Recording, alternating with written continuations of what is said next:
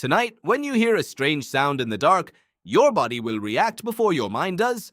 Your heart will speed up, your muscles will tighten, and for a brief moment, something ancient will take control.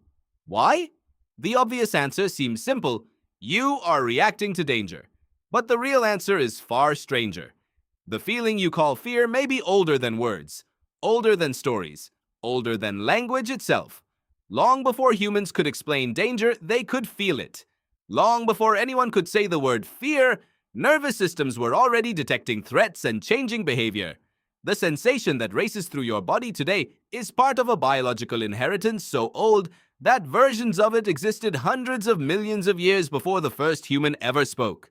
Think about that for a moment. You can describe fear with language. You can write about it. You can complain about it. But the machinery that creates it was operating long before language appeared. What does that mean about the emotions you experience every day?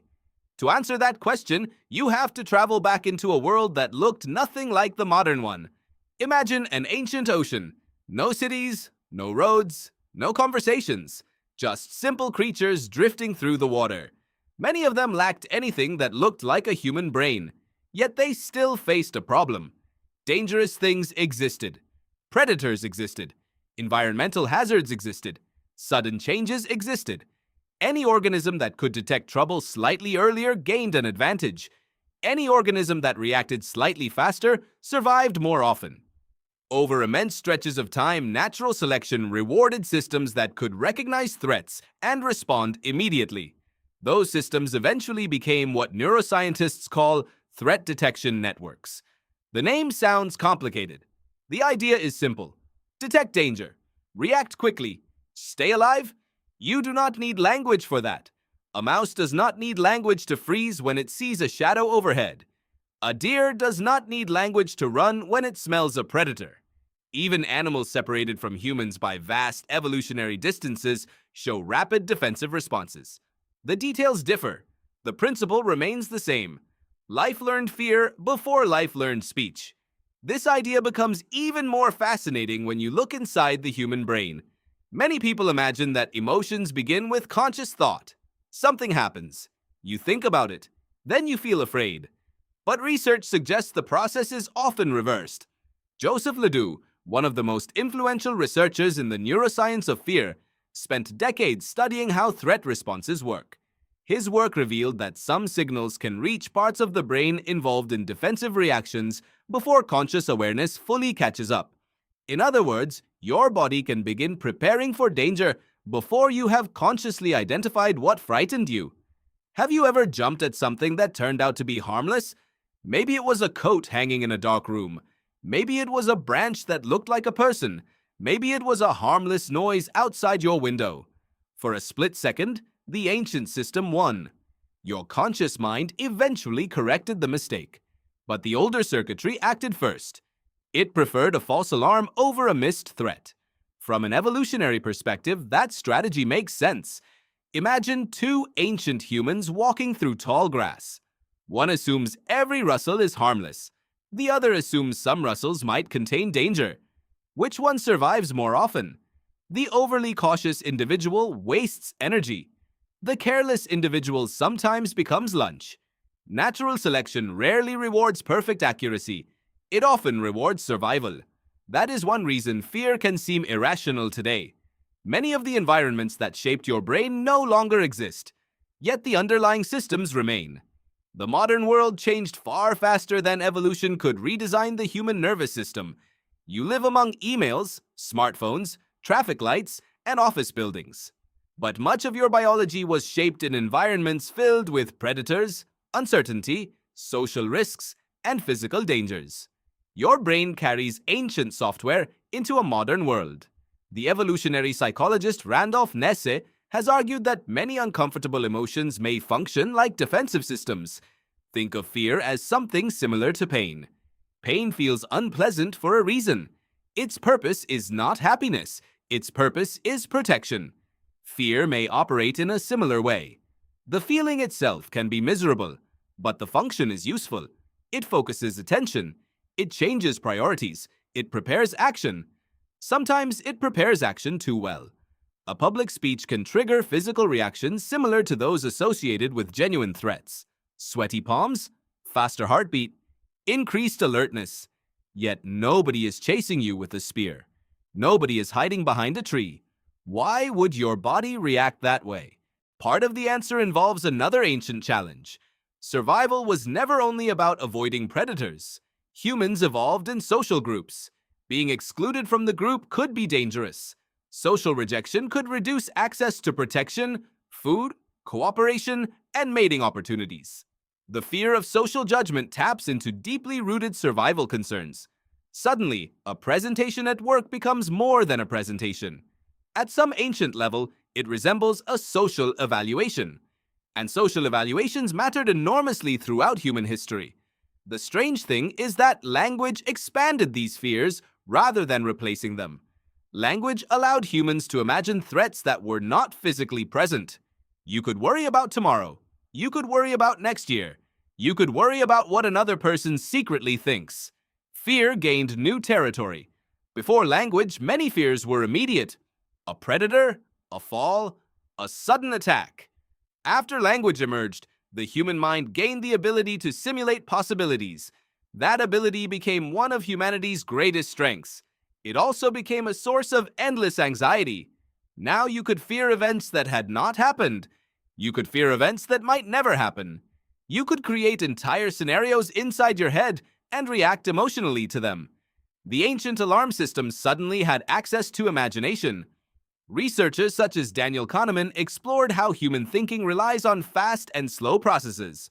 Although his work focused on decision-making rather than fear specifically, it highlighted something important. Much of human behavior begins with rapid, automatic reactions. Conscious reasoning often arrives later. That pattern appears again and again. You tell yourself that you are a rational creature making deliberate choices. Sometimes that is true, but often an older system acts first, and the storyteller in your mind explains it afterward. Fear is one of the clearest examples. That does not mean fear is primitive in a negative sense. Primitive can sound like inferior. In reality, ancient biological systems are often astonishingly effective. Consider how quickly you notice emotional expressions on other people's faces. Consider how rapidly you detect movement in your peripheral vision. Consider how easily your attention locks onto potential threats. These abilities were refined across countless generations. Your ancestors did not survive because they were fearless. They survived because they were sensitive enough to notice danger before danger noticed them. There is another twist. Fear may be older than language, but language eventually changed fear itself. Once humans could share information through speech, danger no longer needed to be experienced directly. One person could warn another. Knowledge could spread through stories. Lessons could survive across generations. A child no longer needed to encounter every threat personally.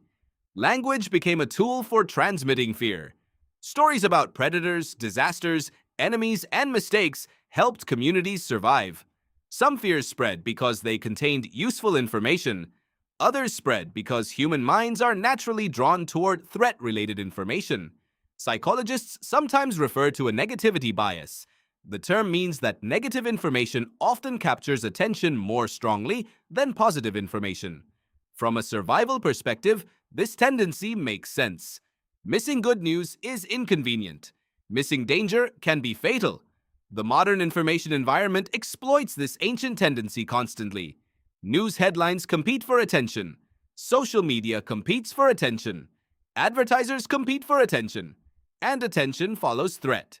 Your nervous system evolved to notice problems first. That is why frightening information can feel impossible to ignore. The ancient machinery remains active beneath the surface of modern life. Yet fear is not only a source of suffering, it also reveals something remarkable about your connection to the past. Every fearful reaction links you to a chain of life stretching back through countless generations. The sensation feels personal. In one sense, it is. Nobody experiences your exact emotions, but the underlying system is shared. The quickened heartbeat, the heightened awareness, the instinct to avoid danger. These are echoes of challenges faced by ancestors who lived thousands, millions, and even hundreds of millions of years ago. Few experiences connect you so directly to evolutionary history. That realization changes the way fear looks. Instead of viewing it purely as a flaw, you can see it as evidence. Evidence that your body carries solutions developed across immense spans of time. Evidence that survival shaped behavior long before language appeared. Evidence that some parts of human nature operate at depths deeper than conscious thought. Of course, understanding fear does not automatically eliminate it. Knowing how a fire alarm works does not stop it from making noise. But knowledge can change your relationship with the alarm. When fear appears, you can remember that it is not necessarily predicting the future. It is performing a function. It is scanning for threats. It is trying to help, even when it overreacts. Sometimes the warning is useful. Sometimes the warning is mistaken. Either way, the system has ancient roots. The next time your pulse jumps at an unexpected sound, something extraordinary is happening. Signals are moving through networks shaped by evolutionary pressures older than civilization, older than agriculture, older than cities, older than writing, older than language. For most of history, humans had no words for neuroscience, no words for evolution, no words for threat detection systems, yet those systems were already working. They were working in your ancestors. They are working in you. And tonight, when you hear a strange sound in the dark, your body will react before your mind does. Only now you know that the feeling arriving first is not merely fear. It is one of the oldest conversations life has ever had with itself.